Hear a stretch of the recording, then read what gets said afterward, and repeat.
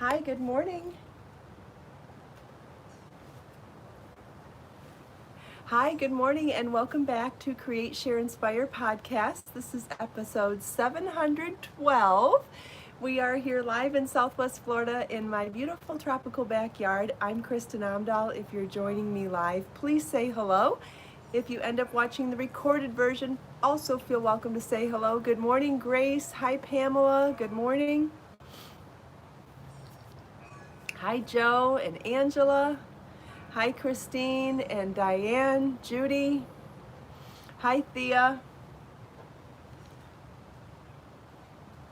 Hi, Kathy, Mindy, Nadine, Carrie, Lorraine.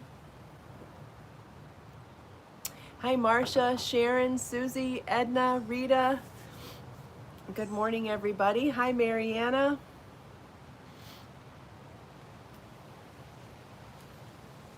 What day is it today? Is it Wednesday? Hi, Linda. Hi, Marcia. Hi, Cherie. Hi, Nadine. Hi, Joyce. It's Wednesday. Thank you, Joe. Happy hump day, everybody. Happy Wednesday. Love seeing the camel emoji on Wednesday. I don't know why. Hi, Migdalia. Thank you, Mindy and Marcia and Joe. You know, I forget what day it is. I had a very crazy day yesterday. As soon as the podcast finished, I had a bunch of stuff to do on my computer, including uploading part 4 of the Larissa scarf. Did I bring it with me? Yeah, I did. I wanted to upload the 4th video and final video of learning how to make the Larissa scarf pattern. And my computer was not working well with me. Yes, I have used bobby pins in my hair before. I've done a lot of different kinds of pin curls. Anyway, my computer started dying yesterday, so I had to run out to Best Buy yesterday and get a new computer. But I was so busy then, I was so behind from having to leave to go do that. And then once I got back, I still haven't even opened the box yet. I ended up working on other projects that I can't really share with you yet till well past 10 o'clock last night. And so at some point today, I will be opening up the box to my new computer and having to do that whole process. I don't know if I've mentioned this before, but I have an external hard drive that I've been moving all of my bigger files onto because my existing computer's having memory issues and running out of space. So I've lost all my files that I moved onto an external drive for some reason. Now they show up as 0 bytes over there. So it's been a disaster over here, computer and file wise, for a while now, and especially now having to do the new computer. So anyway, got all of that to add on to my plate. Why am I telling you this? Don't know. Oh, I guess to mention that it did end up going out late yesterday, the part 4 video, but I did kind of forewarn you yesterday morning that it wasn't going to be at 10 o'clock. But hopefully you've had a chance now to watch all 4 videos for the Larissa scarf project. This is a really interesting technique because it is making and joining little motifs together, join as you go, without cutting yarn between motifs. If you've never done it before, it is its own construction. It's its own little subset of crochet, and even its own little subset of crochet motifs, because you can make motifs on their own and cut the yarn after every motif. You can make the motifs and join them as you go to other motifs and cut the yarn and fasten off at the end of each motif. And you can sew motifs together in a bunch of different ways, but in this technique you are making the motifs and joining as you go without cutting yarn at all. This one happens to be, this is the Larissa scarf project. It happens to be a 1-ball project in Be So Sporty Bling yarn, and it's 4 rows of 60 motifs. So let's do the math. 4 times 60 is 240 motifs. If you were making them in a traditional technique of crochet motifs, that would be how many ends to weave in? 240 times 2, 480 ends to weave in. But this is a 1-ball project in Be So Sporty Bling yarn, which I still find it amazing that out of 300 yards of Be So Sporty Bling for a one ball project, we get a scarf that's 60 inches wide by 60 inches long by 6 inches wide. Really phenomenal use of 300 yards in my opinion. Anyway, it's only 2 ends to weave in. So when you're doing this type of crochet work, it's not always 2 ends to weave in, it's 2 ends per ball of yarn, right? So you could make something, you could make an afghan out of this. You could keep going and make this as large as you want, and you'll always only have as many ends to weave in as number of balls times 2, the beginning and end of each ball. Isn't that wonderful? It's a really great concept, and we're going to talk a lot more about it in the future, but I figured we needed to start somewhere small, so a one ball project was a great place to start, and a simple project, meaning a one round motif, was also a great way to start with this. So hopefully you have had a chance to download the pattern, look over the written instructions and the charts, and now you have an opportunity to watch all 4 of the videos to supplementally help you along and guide you through the pattern and the charts, because all of the videos are done now. Thank you, Judy, for sharing links. Where do I find the SS to work on show episodes? Oh, Jackie, there are a bunch of places where that link is listed. Judy might be able to help you with that if she doesn't have a chance to put it in the live links here, Jackie. If you want to email Judy after the show, judi@KristinOmdahl.com. I know she'd be happy to give you that link. It's here on, there's a community post where I've shared a link. There's a documents link on the Create, Share, Inspire group on Facebook. Where else? I've sent out an email about it. There we go. Judy just posted a link to the Create, Share, Inspire spreadsheet in the live chat right now. She just posted it right now if you want to click on that. And as you know, once you click that link, you still have to be asked for permission to be able to edit it, and once you do, I will approve it when I'm at my computer. Hi, Lisa. Okay, does anybody have any questions about the Larissa scarf or anything we talked about so far today?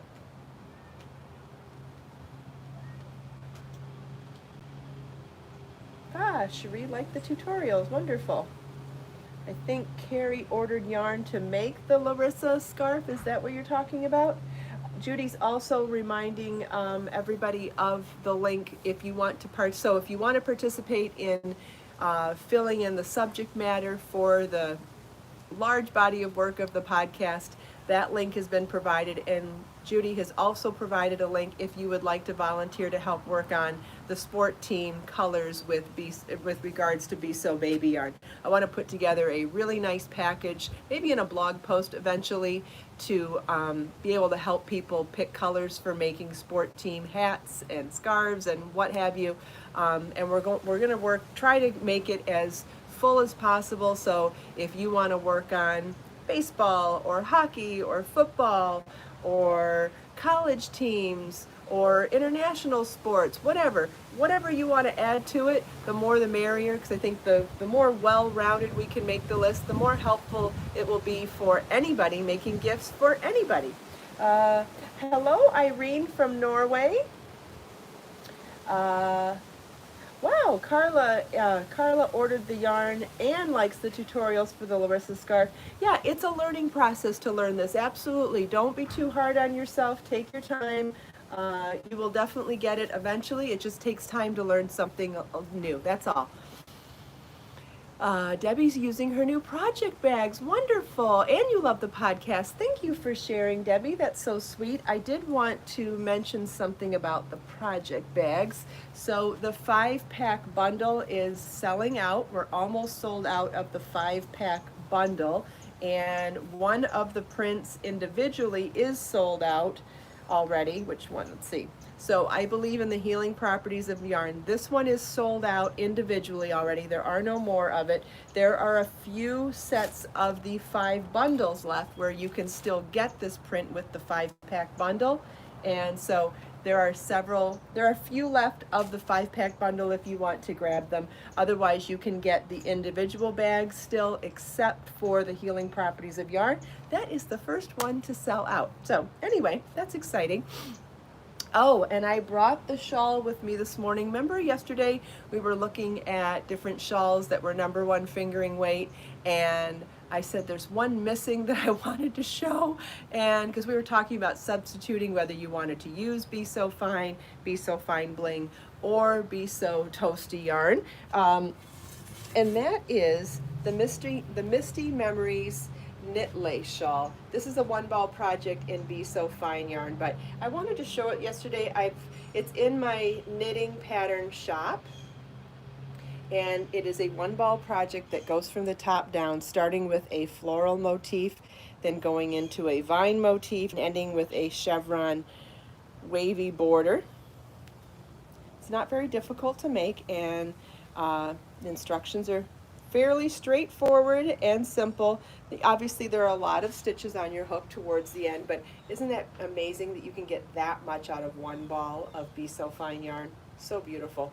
Love this one. And you could make this in any of my #1 fingering weight yarns, and not only can you wear it, half circle is such a pretty shawl to wear in the traditional shawl method, right? So you can wear it over your shoulders, pin it, tie it, do whatever you want in the front. It's so pretty across the back, but don't forget that any of these beautiful shawls can double as a scarf or a cowl. We just wrap it from front to back to front, which reminds me of the instructions of a front post double crochet. I've been working on a book lately, and so I've been doing a lot of glossary stuff. So anyway, how cute is that, right? You can just drape it from front to back to front like that and wear it as a draped scarf. And look at how beautiful the scallops kind of fold over on themselves. Isn't that pretty? But you could still even tie it. This is colorway Harbor Fog, which we just recently got back in Be So Fine yarn. So if you want to make this exact one in the same color, it would be color Harbor Fog, which is a really beautiful, soft, pale sage green. Little on the turquoisey side. It's got a tiny bit of blue to it, but it's more green than blue, and really soft, beautiful. Got lots of colors available in Be So Fine yarn, but I know sometimes people like the same exact color, so just wanted to mention that this color happens to be in stock. Same with the Larissa scarf. This is Be So Sporty Bling yarn in colorway Meteor Shower. I happen to have that color in stock right now too, which is always fun to be able to say. Let's see, does anybody have any questions about what I've talked about so far now?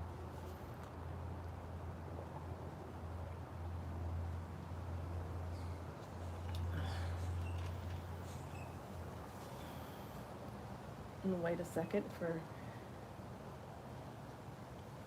anyone to ask. Thank you, Judy, for sharing all the links in the live feed. Anybody wants those links right away, Judy's got them for you. I know some people really appreciate getting them in real time, so thank you so much.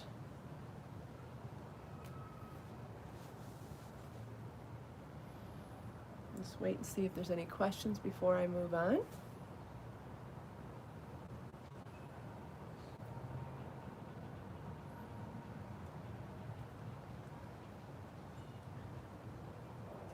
Okay, Irene wants to make a queen size cover crochet for her granddaughter, but doesn't know what yarn to use.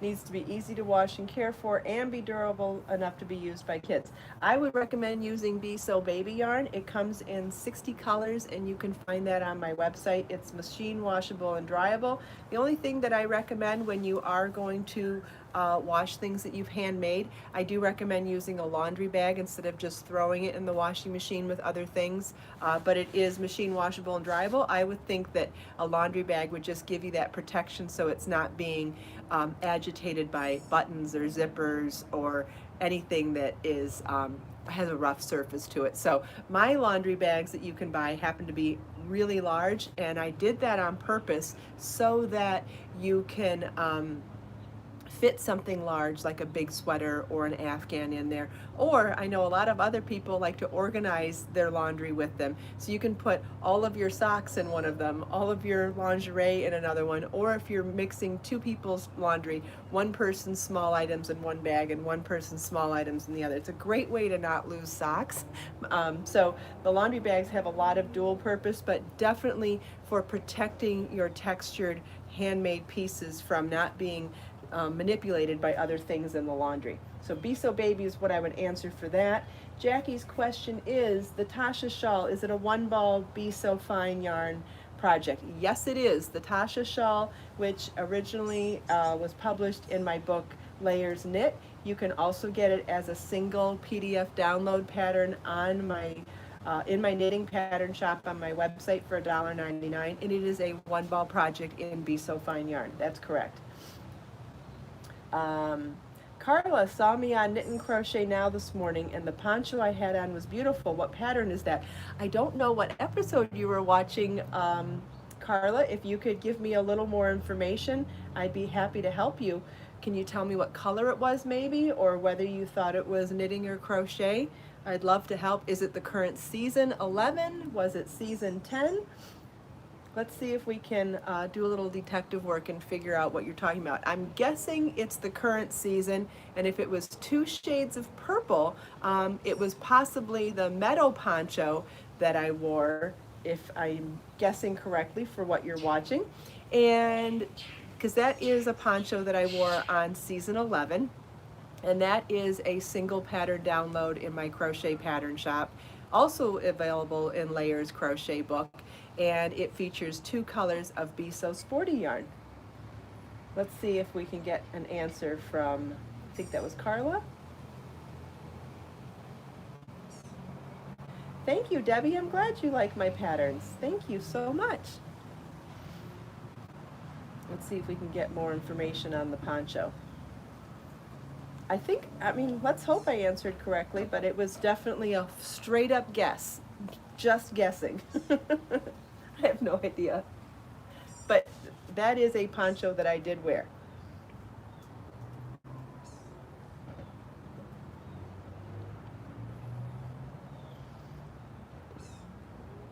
All right, Judy's sharing a link to the Meadow Crochet poncho. So just in case I'm correct, that's great. And even if I'm not correct, that is a great layering piece for fall and winter, and absolutely gorgeous. So figure flattering on. I don't have it out here with me this on, and you can wear it in a number of ways too. Carla, I can't remember. Carla, you'll have to explain the poncho to me. I don't know what outfit I wore with what I was demonstrating on the show. It was way too long ago for me to remember that, but if you can tell me what color the poncho was or anything about it, I might be able to help you. But if it was I don't even know if season 11.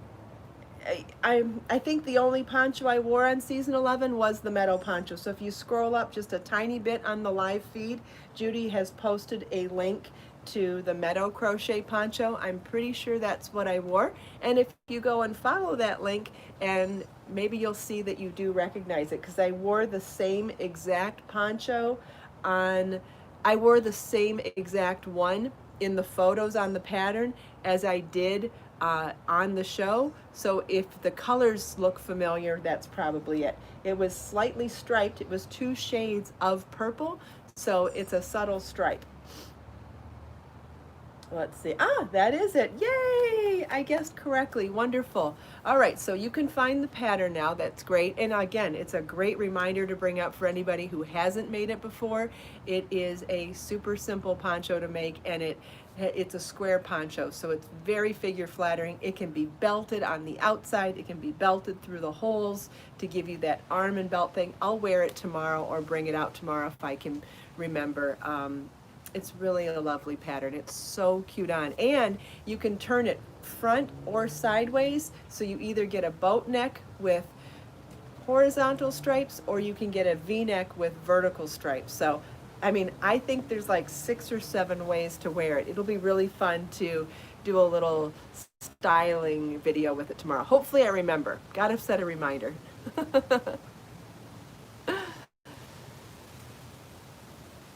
All right. see.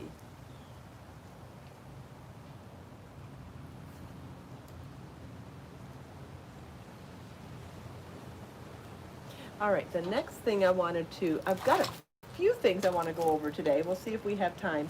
But I wanted to remind everybody what's in the toolkit. I know we haven't talked about this in a while, and we have lots of goodies in here. And I wanted to talk about one of the projects that people have had questions about in it, which is the gauge ruler.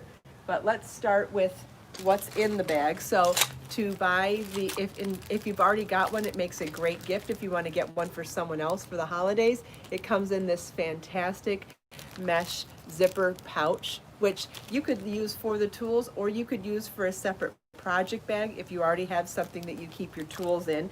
It comes with 12 crochet hooks. They're all sized with metric and US numbers on them. They're color coded, so you can, once you memorize what color each one is, you can easily grab it. They have bamboo handles, which are ergonomically correct for your hands, which is a lot easier if you're going to be spending a lot of time crocheting. The bamboo heats up, so it's easier on your hands, and because they're larger than the hook, you're not having to grasp as hard, and so it's good for people with pain in their hands, and depending on what the issue is. I don't recommend working in pain. Pain is a signal from your body that something's not right. But if you have arthritis, these are easier to use than traditional crochet hooks. That's what I meant.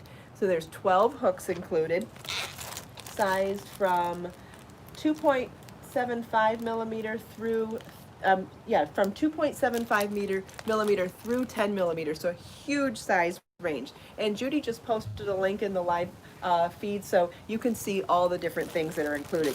You get the rainbow set of stitch markers, which is so awesome. You get tons and tons of stitch markers in here, and like we've talked about in lots of podcasts and in lots of videos, there are a gazillion ways to use stitch markers. These are the split ring stitch markers, so you can open them up and use them for crochet. You can easily use them for knitting as well, and you can, because they're the ones that can open and close, not only can use them for marking your stitches, you can mark them for the beginning and end of a round. You can mark them for the right side and wrong side of a fabric.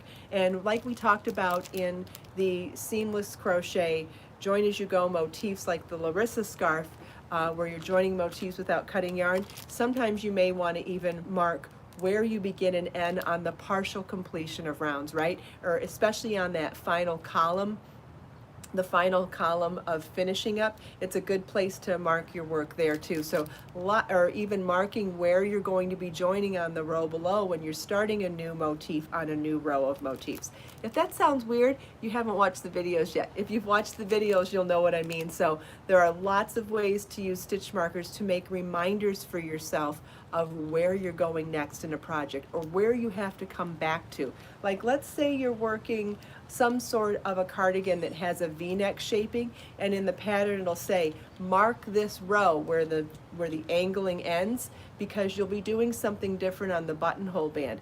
Anytime a pattern says mark this row for coming back to later, that's just one example. There's lots of reasons to come back to a situation, whether it could be for arms, whatever. Stitch markers are great for that too. So having a bunch of them, always a good idea. All right, so we talked about the crochet hooks and the stitch markers, and then there are 2 bent tip yarn needles, and let's see, do I have yarn out here to show you? Great. Okay, so you get 2 bent tip yarn needles in here, and they have that nice big eye for being able to thread any yarn into it, and this other really cool little gadget, which is a, what do we call this? What do we call this? A needle threader. I couldn't remember. Anyway, what is amazing about a needle threader, see, it has 2 hooks on it. It has a big hook and a little hook. The big hook is for taking yarn and putting it through a yarn needle. So what you do is you put it through the needle first, and then you hook the yarn on it and pop it right through. So it's, if you're having trouble seeing, maybe it's low lighting, maybe you don't have your glasses, maybe it's just something that's fidgety, it is so easy to insert that into the needle first, hook the yarn in the hook, and then pull it through. But it also has the small one on here. So if you're like me and have trouble seeing things in low lighting or when you don't have your glasses around, that little one is for threading sewing needles. So you can thread. You can thread in a sewing needle with the little one, which, as we all know, is a little bit harder than threading yarn in a yarn needle. So you get both with this needle threader. So I think that's a very nice gadgety tool to have. Then we also have a pair of these cute little scissors that open up, and they're nice and sharp, and then when you're done using them, you can pop them back in. So get a pair of scissors, get a tape measure, and you get a nail file. Who doesn't need a nail file, right? I know I like to keep nail files everywhere, so I keep one in my bathroom, I keep one next to my bed, I keep one in my office, I keep one in my shipping area, I keep one in my car, I keep one in my purse, and where else do I keep one? Oh, and I try to keep one in my project bag too. So if you are like me and you like lots of these, I do sell a 5-pack bundle of my nail files at a discounted price. You can get those on my website too. Or if you want to try one out, you can get one in the toolkit. And then the last one that I wanted to talk about is the the gauge ruler. And this little contraption is a ruler, but you know how a lot of times gauge will be listed on a pattern as how many stitches wide, how many rows high for a 4-inch square. Well, you can actually take a 4-inch square measurement by setting up your ruler and just placing it over your work. This also would work, let's say it says you need to have 2 repeats within a 3-inch square, or your motif needs to be 4 inches square, or 4 inches in diameter, or 3 inches in diameter. You can adjust this for whatever size you need. So all you need to do is loosen these screws. I almost had it, there we go. So you want to loosen the screws to adjust it, and then once you get it to where you want it, then you tighten them back up. So you just unscrew and then rescrew. And when you get a 4-inch square, which I'm just about there now, let me show you how that works. So you could place this over a larger piece, a larger body of work, because ultimately what you want to find is what your 1-inch gauge is, right? How many stitches per inch? That's what we're really looking for. But the thing is, we're working by hand and we have personal tension, and you have to take an average to get it accurately. Have to. We are not machines, we are human beings, and so the reason why gauge is often written as how many stitches per 4 inches, it's because we're really trying to get an average of how many stitches per inch, but it is more accurate if you take an average over several inches rather than pick any given inch. I mean, even with me, I'm a professional. I've been doing this for many, many, many years. If I take an inch measurement here and an inch measurement here, I could have some variance there. Do I always? No. Do I sometimes? Yes. And so the actual gauge could be quite different if you don't take an average. So let me give you an example. Let's imagine that this is placed on a table, not because that's where I would recommend doing this. Once you've blocked your gauge swatch, you would want to set it down and make sure that your measurement matches the 4-inch measurement. So what would we be doing here? What we would be measuring how many stitches fit inside that inch and how many rows fit inside that inch. And if those numbers are the same as what the pattern says, you're good to go. But let's say, and this is where people get caught up sometimes too, let's say you have less stitches that are in the square. What does that mean? What would you do if you had less stitches in the square than what the pattern calls for? Does anybody want to guess?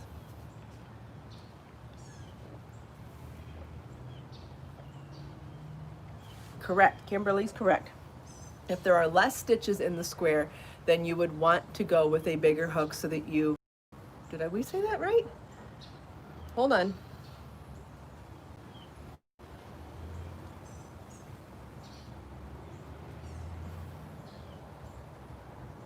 No, I think we said that wrong. Isn't that funny? You can get so confused. If you crochet tight, you would have too many stitches in the square, and then you would need to use a larger hook. So if you have not enough, okay, so if you have not enough stitches in the square, if your stitch count is lower than it's supposed to be, then you would need to use a larger hook. If your stitch count is, I said it wrong again, hold on. Hold on.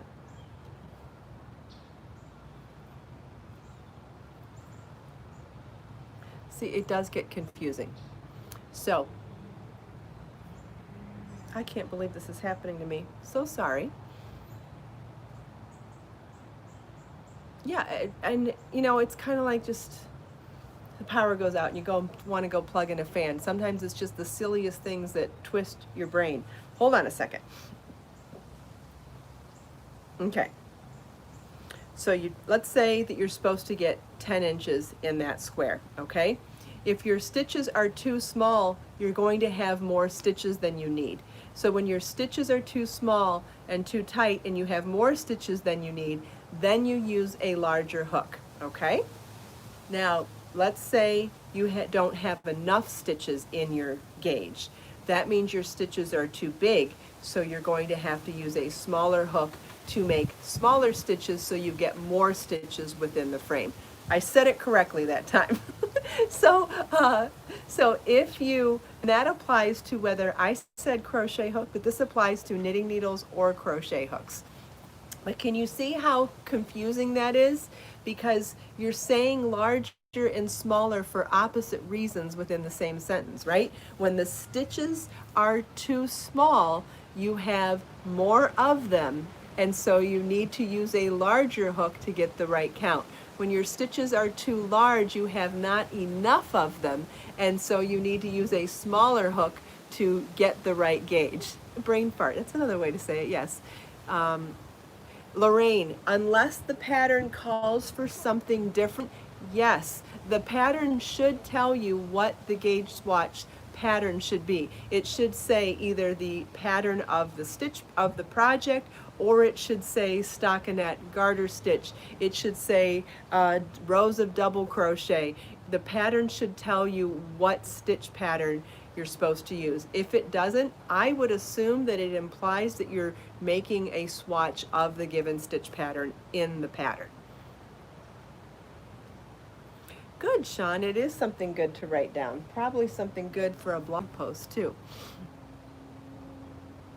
Yeah, definitely write it down if this is something that confuses you, because I know I get questions about it all the time, and I see questions about it all the time, and I recommend that you block your gauge swatch before you measure it. Not all patterns will say this, but we are making things that we are going to launder, right? Anything that we make that we're going to wear, we're going to get it dirty and we're going to need to wash it eventually. So how your yarn is affected by water is extremely important, especially when you're crocheting loose. It makes the fabric spread out even more, and if you need to follow a gauge to make sure that something makes the correct size, it is really important to see how your yarn's affected by water. So once you do your gauge swatch, you wash it, block it, let it dry, then measure it, and then measure it, and then once you measure it, then make sure that it matches the blocked gauge measurement of the pattern. Because it doesn't matter if you're never going to wash something, okay, fine.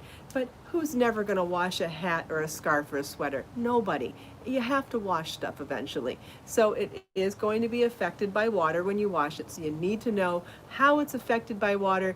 I mean, this is the age-old, how many times I remember when I was young, my grandma made me a sweater, and she was a knitter, and she made me a sweater, and it looked fine while she was knitting, and I got it home and washed it and wore it, and it was 10 times the size it was supposed to be, and didn't understand back then, but I know now, she didn't know what her gauge was. No way. There's no way she knew what her gauge was. And definitely didn't know how the gauge was going to be affected by water. So, does anybody have any more questions about all that? You can buy this individually if you don't want it in the kit, but it does come as part of the kit with all of these other amazing pieces that I mentioned today, and Judy has posted a link in the video description, so if you would like to get one for yourself or for someone for a holiday gift, you can grab it. If you like the podcast, please give it a thumbs up. If you are interested in subscribing, the subscribe button is down here in the corner. So is that bell button if you want to be notified every time I go live. And if you think you have friends that might enjoy the podcast or any of my thousands of tutorial videos here on my YouTube channel, I'd be appreciative if you would share any of my videos with your friends as well. Thank you so much for taking time out of your busy day to spend a few minutes with me. I hope you enjoyed all the show and tell and chatting with me and everyone else here. Loved all the questions today. It's always so much fun getting to answer questions live. Let us make time to create, share, and inspire today and every day. Have a wonderful day, everybody, and I'll see you tomorrow. Same time, same place. Bye-bye.